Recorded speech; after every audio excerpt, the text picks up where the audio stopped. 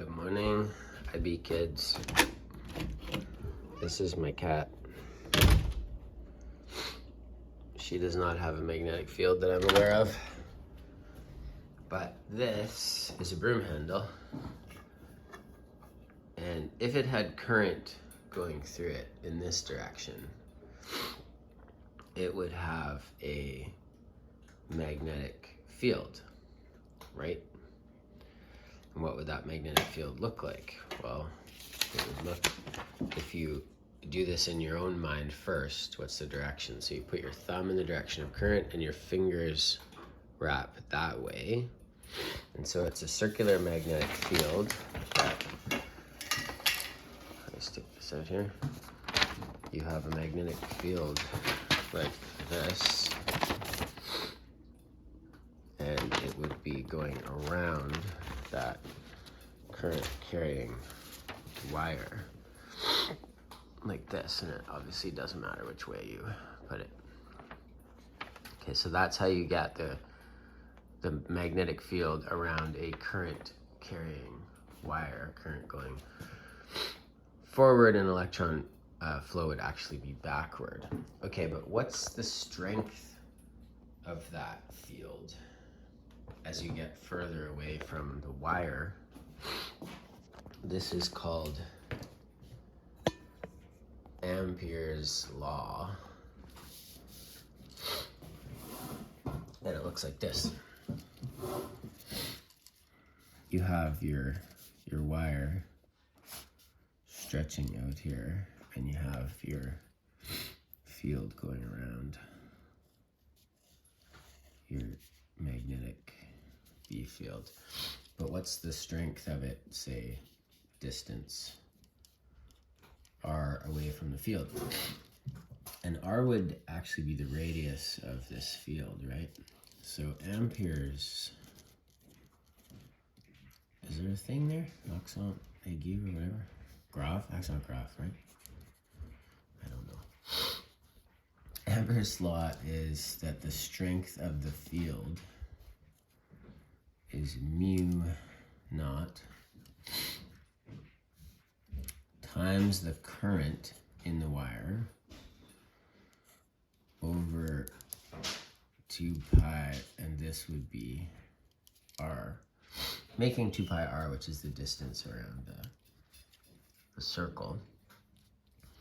Mu naught is the permeability of free space. It's not permittivity, so the little epsilon thing, that's permittivity. That has to do with electric field, but this is to do with magnetism. So this is the permeability of free space, or permeability of a vacuum. And this is 4 pi times 10 to the negative 7.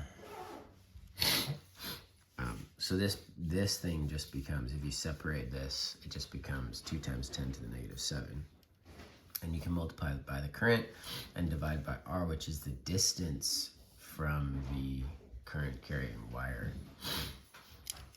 Okay, so if I put, if I have that field there, let's say just like right here, this B field would be like that, right? So let's say you have that B field here, whatever that field is at that exact place, and you fling, let's say, an electron into it. Electron's just V'ing along, minding its own business. And what's it gonna do when it hits that field? Go ahead and answer that yourself. What's it gonna do? You can pause the video. You would use your left hand for this, that's what I would do, and you're gonna have your current going in this direction. Your field is down, I've made this hard for myself, and it's gonna come up out of the page, right? That part is important to know the direction. It's also interesting to know what is the force on that charge, like the magnitude of the force, and that is QVB in newtons. this is the charge of the particle, this is the velocity of the particle, and this is the magnetic field strength, B. Don't get confused, this is not voltage. If I put a current carrying wire, if I have that field and extend it out, and if this is all B, and I put a wire through the field, this time I'm going to make current going through that way. And so if this is current going through the wire, I have still made it hard for myself though. You put your thumb in the direction that way, but your field is pointing down, and so that's going to be pushed down into the page. But what's the magnitude of that force? Well, it's BI being current and L being the length of the wire through the field. These three formulas are what you can use to do the problems that I listed on the classroom. I think it was 615. These are problems, not questions. And it's like 1 to 6 and 10 and 13. 1 to 6 are pretty much plug and chug, but you should definitely do them. You have to move these things around a little bit.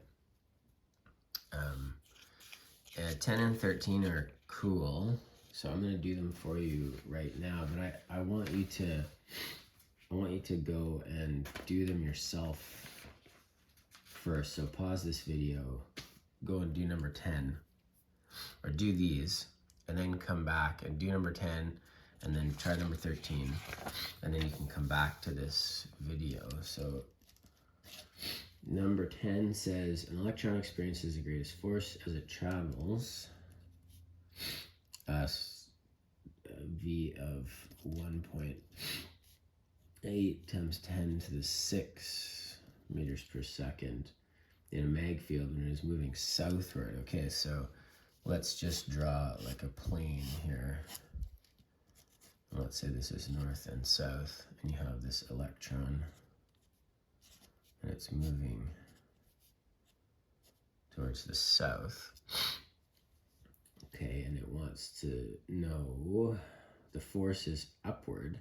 So we don't know the magnitude and direction of the field, but we know that the force is upward, so it's gonna like curve up kind of out of the page kind of thing.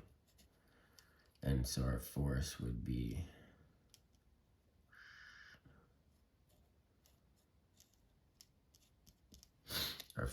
coming up out of the page. And we're wondering where the field is. So if you say, okay, my electron, use your left hand, my electron's going southward, and it's being pushed up. So your palm is going to push up. So your field must be to the, oops, no, I can't do that. My force is up, so I have to wrap your hand backwards like this and push it up that way, which means that your field must be going this way, which would be west, I believe. And then to get the value of your B, you're just gonna use F equals QVB. And so the force over the charge and the velocity will give you B. And the force, it tells us the force is 2.2 times 10 to the negative 12.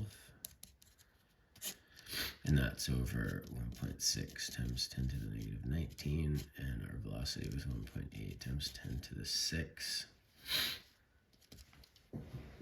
So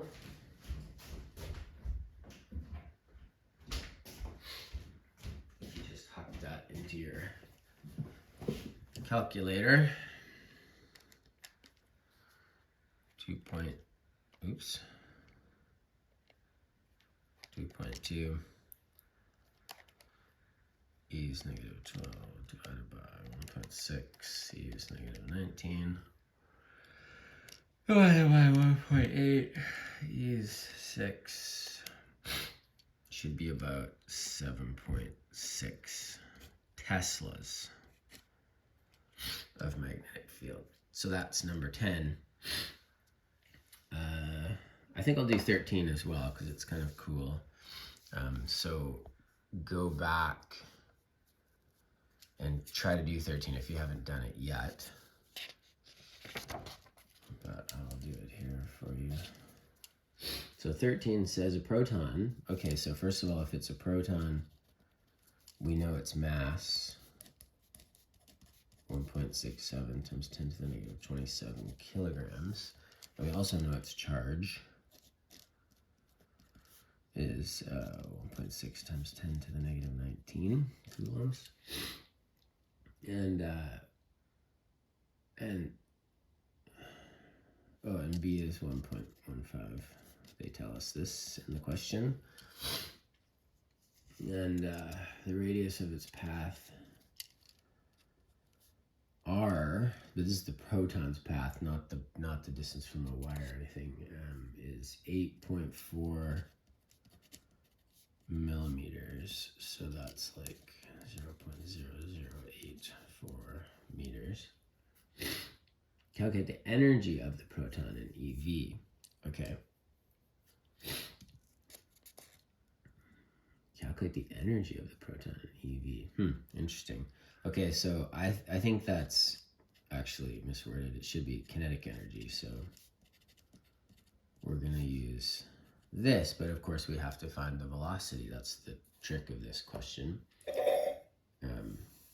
They asked for energy, so I'm just realizing you should really have to put the rest energy in there too, but we won't bother with that. It's in a field and moving perpendicular to the field. So let's just say that the proton is in a field going into the page. And in order to move it in a circle, let's have it fly in this way, and it's going to go like that. And you have an R. And we want to know, we need to know its velocity. So the force that's pushing this is QVB, but this is also circular motion. So this is where our magnetic force on a moving charge is going to provide our FC. So this is like B for magnetic force is going to equal the centripetal force. It's just supplying that requirement, right? So we want to try to find this V. So we can cross out that V and this squared, first of all. And then we can say QBR over M is equal to our V.